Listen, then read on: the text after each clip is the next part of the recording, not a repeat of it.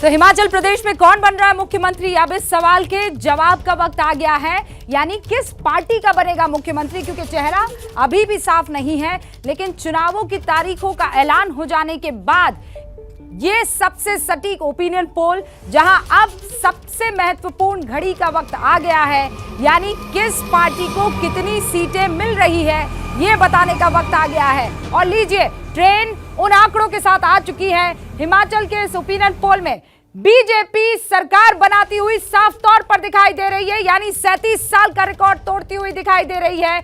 आप ये देखिए, बीजेपी को 38 से 46 सीटें मिल रही है हिमाचल प्रदेश में, कांग्रेस को 20 से 28 सीटें मिल रही है, आम आदमी को 1 सीट जरूर इसमें दी गई है और अदर्स के खाते में 3 सीटें आ रही है। लेकिन हिमाचल प्रदेश में एक बार फिर से बीजेपी सरकार बनाती हुई दिख रही है। ओपिनियन पोल के नतीजे ये कह रहे हैं, ये सबसे बड़ी खबर इलेक्शन ब्रेकिंग हिमाचल प्रदेश की यही कि बीजेपी को लगभग 38 से 40 सीटें मिल रही है, आम आदमी पार्टी को 1 सीट सर्वे बता रहा है।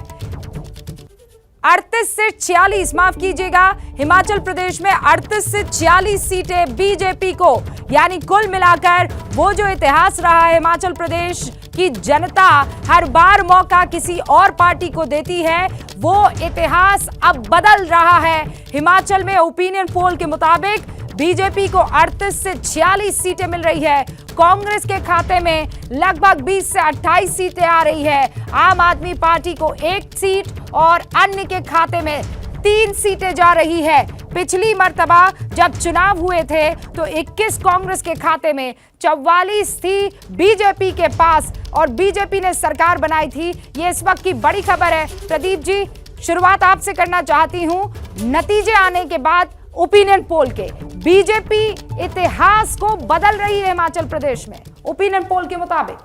देखिए रुबिका जी, अभी तक हिमाचल प्रदेश में बीजेपी और सरकार के बीच में एक ऊंची दीवार की तरह वीरभद्र सिंह खड़े होते थे। उनका जो व्यक्तित्व था, उनकी जो लोकप्रियता थी, उसकी वजह से बीजेपी जो है वो लगातार कभी आ नहीं पाई 2 बार सत्ता में। वीरभद्र सिंह के नहीं होने से जो वैक्यूम पैदा हुआ है उसको कांग्रेस पार्टी भर नहीं पाई। 5 साल में बीजेपी ने एक नई लीडरशिप खड़ी कर ली जयराम ठाकुर के रूप में। वो चाहती तो उस समय 2017 में भी प्रेम कुमार धूमल को मुख्यमंत्री बना सकती थी, लेकिन उसने भविष्य की योजना बनाई। कांग्रेस पार्टी ने इस तरह से, क्योंकि पिछला चुनाव भी जब लड़े थे वीरभद्र सिंह तो उनकी उम्र 83 साल थी, तो लीडरशिप को ग्रूम करने के बारे में कांग्रेस ने उस तरह की तैयारी नहीं की। दूसरी बात, पिछले 1 महीने में प्रधानमंत्री 5 बार हिमाचल का दौरा कर चुके हैं और राहुल गांधी और प्रियंका गांधी, सोनिया गांधी की ओर से जो लीडरशिप है, टॉप लीडरशिप है कांग्रेस की, और नेताओं को भी जोड़ लें तो पहली बार आज प्रियंका गांधी गई हैं हिमाचल प्रदेश। तो ये दोनों पार्टियों की तैयारी का अंतर दिखता है, दोनों पार्टियों के संगठन का अंतर दिखता है, और बीजेपी को सरकार में होने का फायदा है, उसका लाभ उसको दिखाई दे रहा है। तो इसलिए ये जो एंटी इनकम्बेंसी का खेल चलता था हर बार हिमाचल प्रदेश में कई और राज्यों की तरह, वो इस बार टूटता हुआ दिखाई दे रहा है। नलिन कोहली जी, ये आपके लिए ओपिनियन पोल अच्छी खबर लेकर आए हैं, और वो जो बात आप कह रहे थे बड़ा कॉन्फिडेंस के साथ कि नहीं भाई, ये तो इस बार हम इतिहास बदल देंगे, वो आंकड़े बता रहे हैं। शुरुआती ओपिनियन पोल का आंकड़ा ये बताता है कि आपकी सरकार बनेगी। धन्यवाद रूबिका जी। मैं 2-3 विषय रेस करना चाहूंगा और फिर अखिलेश जी के किसी बयान पे बोलूंगा। पहली बात है, जो आप देख रहे हैं, जैसे आपने जयराम ठाकुर जी जो वहाँ मुख्यमंत्री हैं, अनुराग ठाकुर जी जो केंद्र में मंत्री हैं और प्रदेश के एक नेता हैं, हमारे एमपी हैं, तो इनको जब आप देखते हैं इस सब को, आपको साथ में ये रखना पड़ेगा मन में कि मोदी जी का हिमाचल प्रदेश से बहुत लंबा ही जुड़ाव है। वो प्रभारी भी थे, बहुत लंबे अरसे तक चप्पा चप्पा हिमाचल को प्रदेश के घूमे हैं।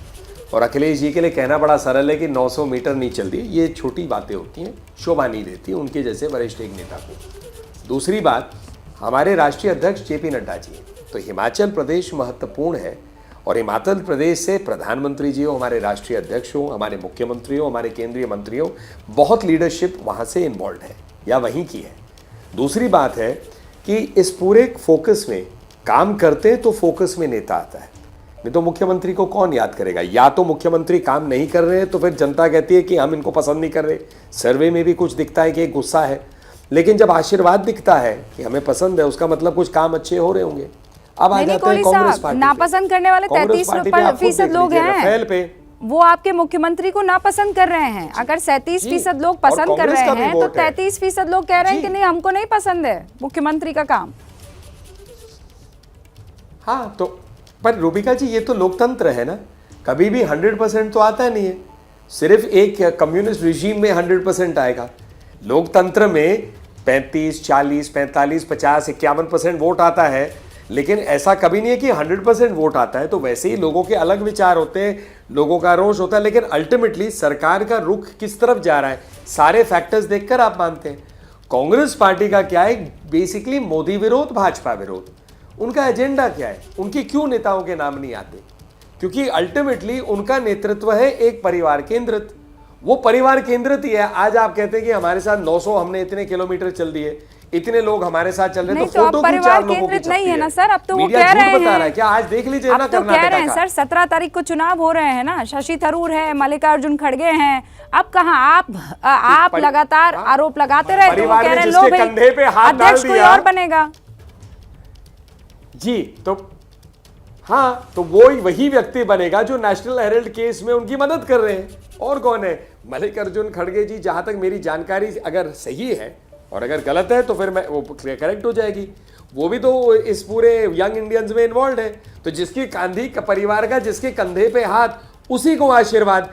शशि थरूर जी क्या रहे हैं कि भैया अभी चुनाव नहीं हुआ, हर आदमी जो है उस रूप से कर रहा है जैसे इन्हीं को, क्योंकि गांधी परिवार ने सेलेक्ट कर दिया तो इन्हीं के लिए सब कुछ होगा। जैसे ही घड़ी का काटा दोपहर 2:30 पे आए, बबीता जी का दिल सास बहू साजिश के लिए मचल जाए।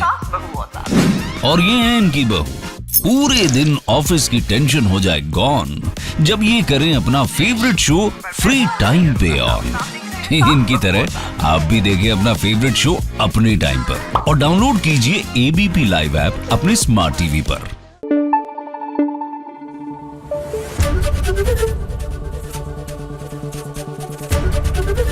एबीपी न्यूज आपको रखे आगे।